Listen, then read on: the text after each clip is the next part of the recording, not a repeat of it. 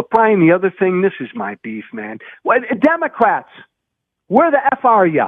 I need Democrats to be righteously angry. My God, Brian, a week and a half ago, 67 souls were lost in the plane crash. What was Trump's immediate response?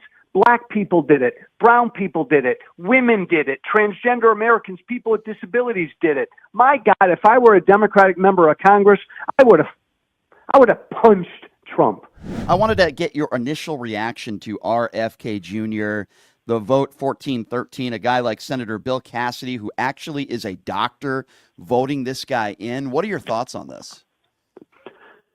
I served with Bill Cassidy in the House, got to know him well. He's a good, principled guy, but that was back when the dinosaurs roamed the earth, I guess, Brian. Look, I'm sad.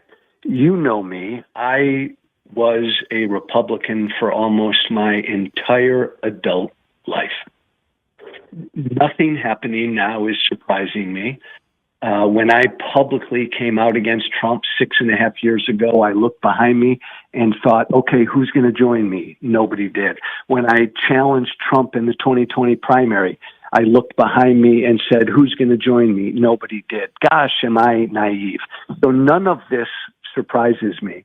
But, Brian, this is incredibly sad because there's no, and I want to emphasize this hurts me to say this, there's no decent, sane Republican left in Congress. That's wild. Wow, I've never even heard you say that before, and I unfortunately, I agree with you. You know, what do you make of the fact that, you know, they go after U.S. aid? A lot of people feel like they're going after the Department of Education next. Maybe it could happen in the next day or two. And a lot of people are worried about their Medicare and their Social Security. It seems like Republicans are just gutting and going after Americans that are struggling, that are living paycheck to paycheck. What do you make of Donald Trump's agenda here? You know, it's interesting, Brian. If I were elected president, I would have said, oh my gosh, because I believe philosophically government's too big, we spend too much, so let's take a look at things. That's one thing. But then you come in, as Trump is, and you basically declare war on the federal government. You bring in, I caught myself, Brian. who the hell is this guy? This unelected, wealthy effing dude. Who the hell is he? Again, Brian, this is so, I'm sorry, man. I'm just so sad. As a former congressman, I'm sad. I taught American history. Our founders purposely made the legislative branch the most powerful branch because they feared a king.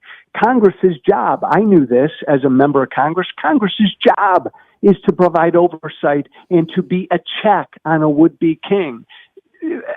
Forget that now. This is why it's so dangerous where we are now, Brian, because the legislative branch is on their knees because Republicans control it, and they're solely devoted to the king in the White House. And we've got the king's patron out there, unelected, locking offices of federal agencies, firing federal employees.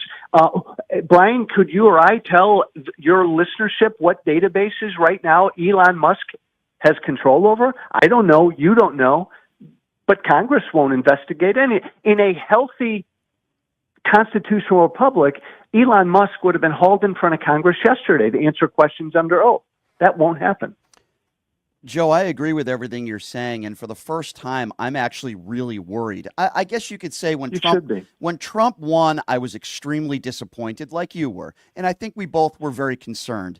Even I didn't think that the first 2 weeks of this administration would be this bad and this concerning. And I truly am worried because, as you know, Joe, there are no checks and balances now when it comes to Donald Trump. He can do and say and do whatever the heck he wants to do. He's got Elon Musk, his right-hand man, right next to him, who has no security clearances. They're all out for themselves, and the American people are the ones that are suffering for it, Joe. So here's the test, my good friend.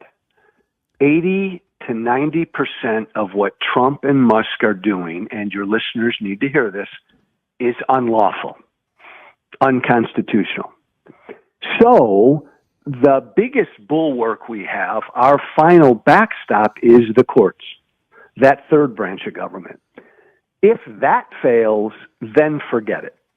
But much of what Trump and Musk are doing right now is being litigated or is being taken to court. Suits have been filed. We have to hope and pray that the courts uphold the fact that we're a nation of laws. Mm-hmm. What can we all do? I get that every day, Brian. I'm sure you get the same message every day. What can I do? Well, first we all got to take a breath, right? We all need our strength. You and I pay attention to this every minute of every day. So it's easy to feel helpless and hopeless. We got to pace ourselves and stay strong and use our bully pulpit as big as we can. But Brian, the other thing, this is my beef, man. Democrats, where the F are you? I need Democrats to be righteously angry. My God, Brian, a week and a half ago, 67 souls were lost in the plane crash. What was Trump's immediate response? Black people did it. Brown people did it. Women did it. Transgender Americans, people with disabilities did it. My God, if I were a Democratic member of Congress, I would have punched Trump. I need to see that out of Democrats. You are so right. I've been saying that now since these confirmation hearings started. The Democrats are weak. They're not strong enough. We do have some strong ones. I had Jasmine Crockett on the show last week. There are some, but not many. I am with you 150% on that. And, what does it say about where we're at now as a country? Let's talk about these tariffs quickly here, Joe, because Donald Trump is claiming victory here, because the president of Mexico said she was going to put 10,000 troops at the border. 15,000 troops are at the border under Joe Biden, and Trudeau is playing him like a fiddle. Oh, well, they have a czar, when it comes to fentanyl. But the announcement of $1.2 billion, as you know, Joe, when it came to border security, was announced by Trudeau back in December. They didn't give him anything. And then he puts this whole thing on pause. He got nothing, Joe. Got nothing. And this is what Trump's always done. It's always a lie. It's always deception. There's nothing there. But here's what's scary, Bri. He's got the wealthiest man on the planet who owns the biggest social media platform on the planet echoing those lies. So, look, our job is to do all we can to defeat Trump and Trumpism, stop, delay, do whatever we can, make sure the Democrats win the House in 2 years. But, Brian, you just alluded to it. The long-term fight in this country is this. Half of this country is completely untethered to truth. I mean completely. And we're going to have to wrap our arms around this because this is a big, big problem. Amen, Joe. Always love having you on, my friend. I love you, pal. Keep up the fight. We got to keep on doing what we're doing. You're a very strong voice with a huge platform, Joe, and a lot of people like myself listen to every word you say. You got to keep doing what you're doing, brother. You're a fighter. We need you. I will if you promise me you'll keep doing what you're doing. Absolutely. You got that, my friend. Joe, I love your podcast, Social Contract. Keep doing what you're doing, my friend. Man. We'll talk to you soon. Have a good one.